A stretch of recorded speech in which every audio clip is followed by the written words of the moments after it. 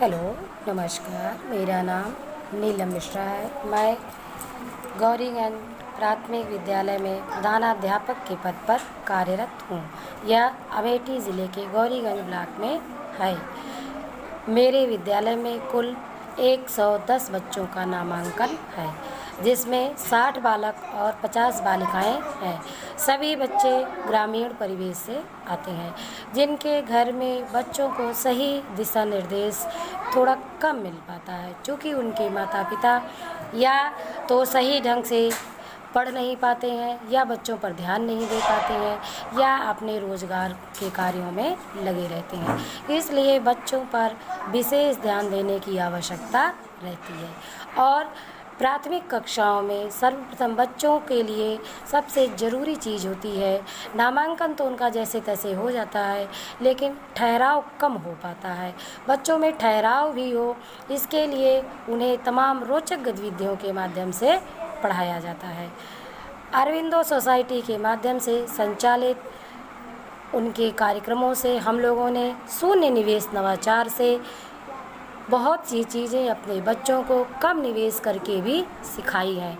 जैसे बच्चे प्रातःकाल जब विद्यालय में प्रवेश करते हैं तो उनकी पारिवारिक पृष्ठभूमि और उनके द्वारा किए गए कार्यों को हम सबसे पहले उनसे जानने की कोशिश करते हैं, जिससे वह हम अध्यापक अध्यापिकाओं से घुल मिल जाते हैं और अपने मनोभावों को अच्छी तरह से व्यक्त कर पाते हैं, और हम लोग भी बच्चों के मनोभावों को अच्छी तरह से समझ पाते हैं। और फिर उनको उनकी समस्याओं को जानते हुए कौन सा बच्चा कैसी परिस्थितियों से आ रहा है, क्या उसकी मनोदशा है, कैसे वो सीखना चाहता है, उस हिसाब से हम लोग उनको सिखाते हैं। प्राथमिक कक्षाओं में विशेष करके ग्रामीण परिवेश के बच्चों को उनकी भाषा में, चाहे उनकी भाषा वो कुछ भी हो, उसमें जा कर के हम लोग उनकी भाषा के माध्यम से ही उनको पढ़ाते हैं,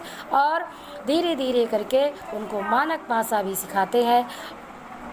और हम लोग प्राथमिक विद्यालय में आने वाले बच्चों को उनके ग्रामीण परिवेश से जुड़ते हुए गणित की तमाम संक्रियाएं, जैसे जोड़, घटाना, गुणा, भाग, जैसे मान लीजिए कोई बच्चा सब्ज़ी वाले के घर से है या सब्ज़ी बेचने का काम करता है, तो उसको एक सब्ज़ी की दुकान के माध्यम से तमाम तरह की संक्रियाएं सिखा देते हैं। जैसे मान लीजिए कि आपके पास 5 तरह की सब्ज़ियां हैं और उसमें आपने 2 तरह की सब्ज़ियां और मिला दी, तब आपके पास कौन कौन सी सब्ज़ियां हो गई और उन सब्ज़ियों की संख्या क्या हो गई। जैसे आपने 1 किलो आलू का मूल्य 10 रुपये है, और फिर अगर आप 5 किलो आलू बेचेंगे तो वो आपको कितने पैसे देगा। इस तरह से तमाम अन्य संसाधनों के माध्यम से, जैसे कुछ बच्चे हैं कि वो अपने पारिवारिक उससे प्रभावित होकर के बहुत जल्द में कोई भी रोज़गार परक कार्य करने लगते हैं। जैसे कुछ बच्चे ठेला लगा लेते हैं या कुछ सहायक में काम करने चले जाते हैं, तो उनको ये सिखाया जाता है कि बच्चों, आप लोग अगर कभी किसी परिस्थिति वश स्कूल नहीं आ पाए तो कोई बात नहीं, लेकिन आप अगले दिन अवश्य स्कूल आएँ और उससे आप डरेंगे नहीं। आपकी एक लाइफ रूटीन बना रहेगा कि आप डेली विद्यालय आएंगे और कुछ नया सीखने की कोशिश करेंगे, और जब आप सीखने की कोशिश करेंगे तो निश्चित रूप से आप सीख करके एक दिन बहुत अच्छे बनेंगे, और अपने जिस भी क्षेत्र में आप काम करेंगे आप बहुत ही सफल विद्यार्थी होंगे।